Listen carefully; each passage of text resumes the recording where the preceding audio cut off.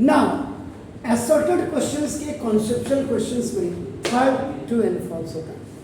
जो आपके स्कूल का पेपर जो लगता है ना आपको कि ये मास्टर ने ऐसे बनाया है, ये स्कूल का मास्टर नहीं बनाता आपका, इतनी मेहनत कोई नहीं करता, ये इन्हीं किताबों में से देख करके करते हैं, बस ये आपको मैं क्लियर कर दूँ।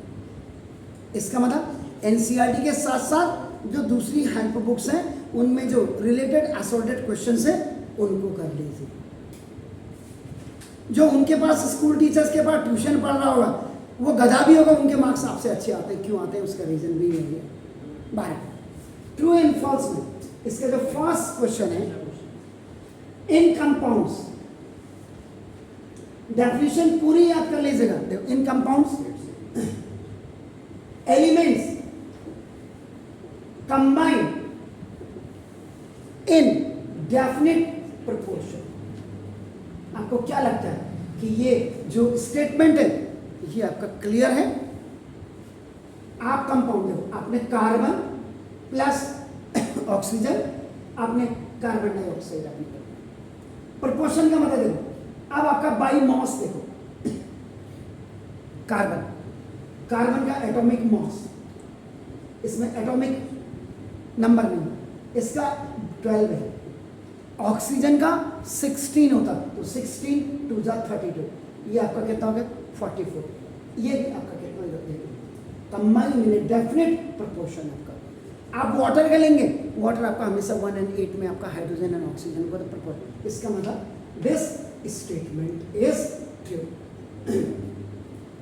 कार्बन डाइऑक्साइड का कोई नहीं देगा, अगर कोई टीचर देगा आपका, अगर आप इसको किसी दूसरे चैनल में देखेंगे उन लोगों को टीचर्स को रटा हुआ है, उनका हाइड्रोजन और ऑक्सीजन जब एक दूसरे से आपका क्या करते हैं, ये आप देख लीजिए, ये हाइड्रोजन और प्लस ऑक्सीजन, ये जब ये वाटर के से आपका ये बना, अब यहाँ पे देखो हाइड्रोजन का, आप इसको ये गलत है, अब ये क्वेश्चन आपके सही हो गए, लेकिन हाइड्रोजन आपका देखो H2 है, इसका मतलब एटॉमिक मास ऑफ हाइड्रोजन ये आपका 1 हो गया, 1 × 2 = 2।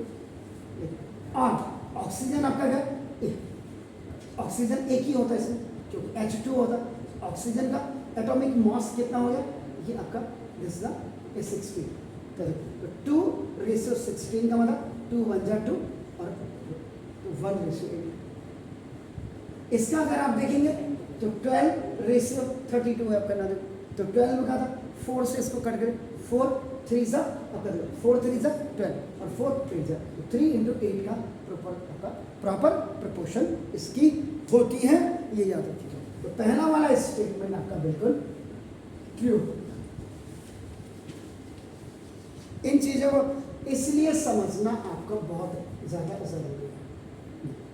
इसका बी है, all mixtures are defined as आपका हेट्रोजीनियस। जितने भी मिक्सचर्स होते हैं उनको आपका हेट्रोजीनियस से आप डिफाइन कर दें, नो, होमोजीनियस भी मिक्सचर होता है, इज इट क्लियर? तो ना तो इसके मतलब ये आपका क्या होगा, फॉल्स होगा। इसीलिए आपको पूरी डिटेल किताब की पढ़नी पड़ेगी, जो मैंने लिखा है उसको आपका नाम देखो, आपको पढ़ना पड़ेगा। नाउ नॉन मेटल्स में भी, ये आपका सॉलिड भी हो सकते हैं, लिक्विड भी हो सकते हैं और गैसेस भी हो सकते हैं आपका, देखो ना, और गैस आपका ना in room temperature, non metal. आप कार्बन को देखो, कार्बन आपका सॉलिड होगा, ऑक्सीजन आप देखेंगे, ऑक्सीजन आपका ये गैसेस फॉर्म में होगा, और ब्रोमीन, ब्रोमीन आपका हमेशा लिक्विड फॉर्म में होता है, पता होना चाहिए आपको। इसलिए नॉन मेटल आपका हमेशा क्या होता है, आपका देखो ना, सॉलिड भी हो सकता है, इसमें भी लिक्विड आपका। तो ये आपको क्या पूछ रहा है कि नॉन मेटल्स क्या आपका सॉलिड लिक्विड गैस आपका रूम टेम्परेचर में हो सकता है? यस, बिल्कुल हो सकता है। आप क्या लिखेंगे, now you right true. D आपका देखो, ब्रेड, जो 7 का चार्ट बना करके मैंने दिया था, तो bread is a solid form. Yes, 2. E, sublimation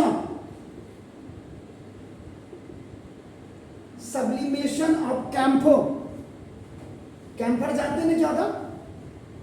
Kapoor जो कपड़ों में डालते हैं ना, इज अ फिजिकल चीज.